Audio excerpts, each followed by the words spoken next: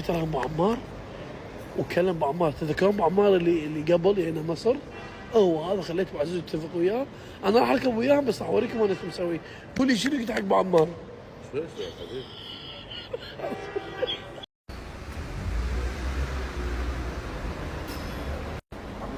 الله يخليك. والله انا ما بقومش الصبح بس قلت لك والله حبيبي انا كل شغل ادخل النهار. مشكور ما قصر.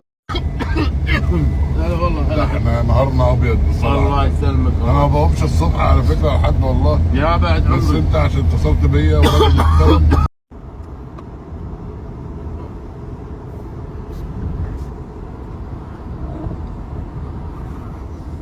عايز حاجه يا باشا؟ مش مرتاح بالقعده يعني؟ نعم الحين افتح. حبيبي ربنا تدق يا باشا، وجنبها على طول منطقه المهندسين عشان تعرف ايه يا باشا في ايه. طب ما تعملها الناحيه الثانيه يا فندم، ما تعملهاش كده الناحيه دي. قولون يا باشا. قولون كلنا عندنا قولون يا باشا. فين بقى الريحه بقى؟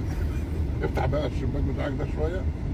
انت بقول لك فهد شقيتنا شقيتنا والله يا اخي. ورب الكعبه خنقتنا.